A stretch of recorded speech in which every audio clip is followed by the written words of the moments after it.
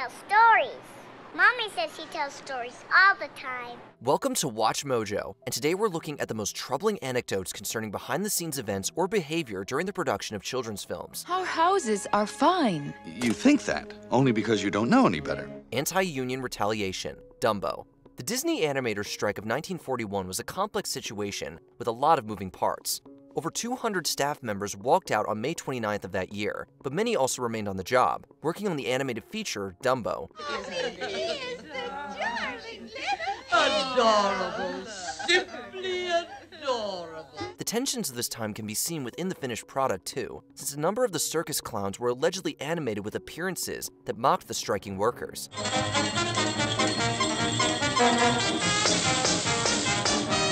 It may seem petty, but that's nothing compared to the virulent back and forth between Disney loyalists and those out on the picket line. He poured his passion, everything he believed in, into the studio.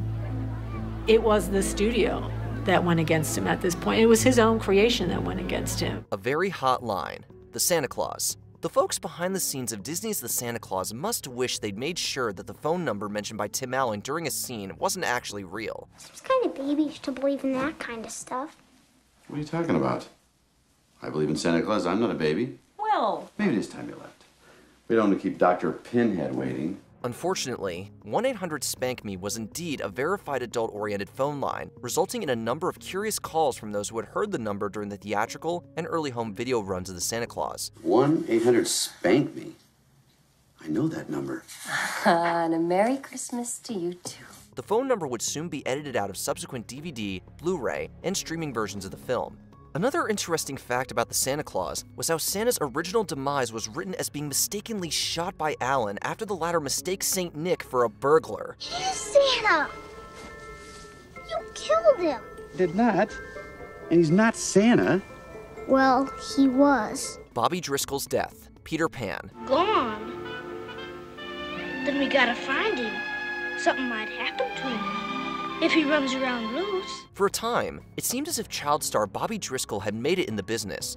Early success led to Driscoll earning a contract with Walt Disney. The young actor appeared in several movies and even served as the voice for Peter Pan in 1953. Nobody calls Pan a coward who lives. I'll fight you man to man, with one hand behind my back. However, Driscoll's physical changes due to puberty led to him being let go by Disney after this film, and this rejection eventually led to the young man struggling with drugs. Driscoll worked occasionally afterward, while also focusing his attention on the avant-garde art scene of New York, but suffered multiple arrests and looked back upon his career with disillusion.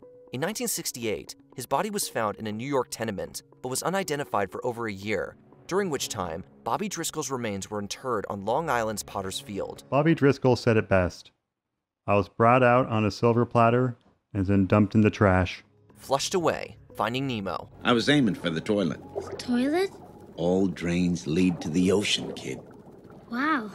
How many times have you tried to get out? I've lost count. Parents of small children are often tasked with recovering things that were mistakenly flushed down a toilet. However, an LA Times article from 2003 detailed a strange phenomenon that began occurring shortly after the premiere of Finding Nemo. The article goes on to describe situations where Roto-Rooter had been fielding calls by frustrated parents whose children were flushing fish down the toilet. Tell your dad. I said hi.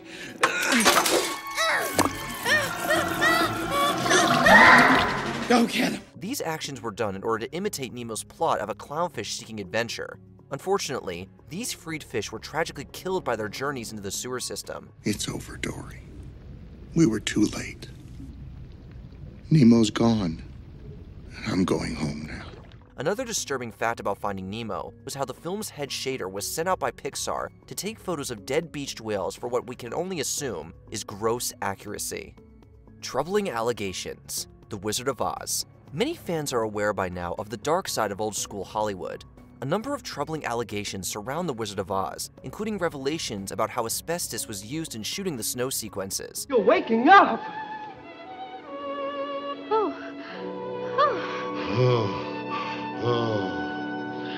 Unusual weather we're having, ain't it? Additionally, Judy Garland's time on set was reportedly made hellish by touchy munchkins, abusive directors, and a studio that was constantly critical of her appearance. Garland was allegedly put on a strict diet by MGM execs, had her bust taped down so she could appear younger, and made to work long, arduous hours. I won't look any further than my own backyard, because if it isn't there, I never really lost it to begin with. The reports of Garland being medicated with uppers and downers during this time have also led to The Wizard of Oz becoming almost as infamous as it is famous. They thought they could get away with anything because they were so small. Apocalyptic inspiration, WallE.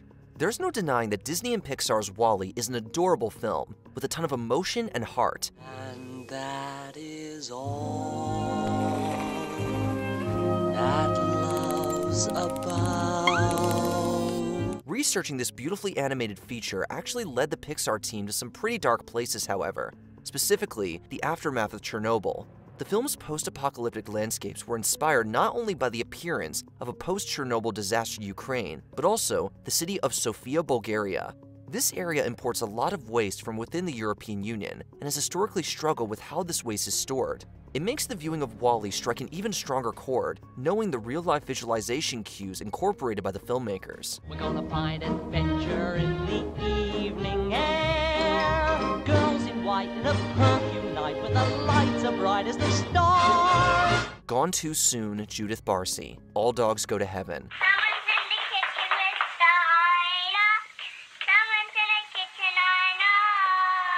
Judith Barcy had a promising career ahead of her, but this early success cast a large shadow over her young life. After being cast in a 1984 miniseries called Fatal Vision, she was consistently landing quality roles. Barcy even voiced the memorable character Ducky in Don Bluth's The Land Before Time. I'm a big mouth, but I am all alone. I lost my family in the big earthshake. Unfortunately, her life outside of Hollywood was turbulent due to her father's unforgivable behavior. He regularly tormented both Barcy and her mother, and soon, the young actress started developing physical compulsions thanks to the trauma of this home environment. Then, in 1988, Barcy's father tragically ended the lives of Judith and her mother before taking his own. All Dogs Go to Heaven was dedicated to Judith Barcy's memory. You know, goodbyes aren't forever. Then, goodbye, Charlie.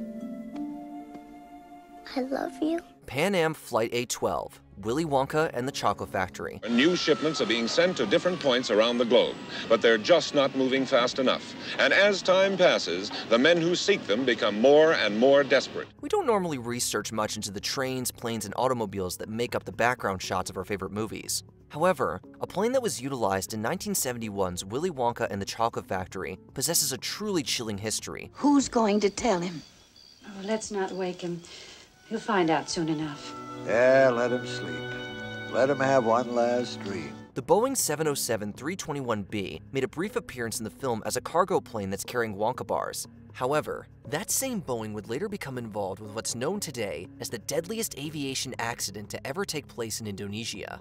PanAm Flight A2 was attempting to land on a runway in Denpasar when it crashed en route to its final destination in Bali.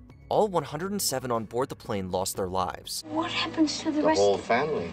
I want you to bring them all. Historical inaccuracies, Pocahontas. Disney movies such as Hercules and Pocahontas have been largely criticized for their historical and mythological inaccuracies. And you'll never hear the wolf cry to the blue corn moon, for whether we are white or copper skin. The specific reality of Pocahontas is one of colonial violence, tragedy, and injustice. The real-life Pocahontas was known as both Amanute and Matawaka in her tribe, and she was a minor when a 27-year-old John Smith aggressively entered her village. We've improved the lives of savages all over the world. Savages? Not that you're a savage. Just my people. No. Listen, that's not what I meant. Let me explain. Let go! No, I'm not letting you leave. A few years later, her husband was murdered and her freedom traded for a copper pot. The young woman was essentially kidnapped, anglicized, and utilized as a political tool. There is evidence that Pocahontas, now named Rebecca, eventually came to love her English husband, John Rolfe, but the love story between her and Smith is unequivocally false. We walked the same path once. I have found where I belong. I hope you will also find happiness. Before we continue, be sure to subscribe to our channel and ring the bell to get notified about our latest videos. You have the option to be notified for occasional videos or all of them. If you're on your phone, make sure you go into your settings and switch on notifications. Nazi sympathy? Pinocchio. World War II was still on the horizon when production on Walt Disney's Pinocchio began in late 1938. Starlight, star bright, first star I see tonight. I wish I may, I wish I might have the wish I make tonight. The United States had not yet become involved with what was going on with Adolf Hitler in Europe, and opinions still differed as to the severity of the Fuhrer's actions in Germany. Christian Rubb was the actor who voiced Geppetto in the film, and it's been reported in books such as Robin R. Allen's Walt Disney in Europe that Rubb would allegedly annoy production staff with his vocal admiration of Hitler. This anecdote has led some to retroactively label Rubb as a Nazi sympathizer, tarnishing Pinocchio's legacy. Don't mind me, son. Save yourself. Did any of these stories shock you? Let us know in the comments. What you crying for? Because you're dead, Pinocchio.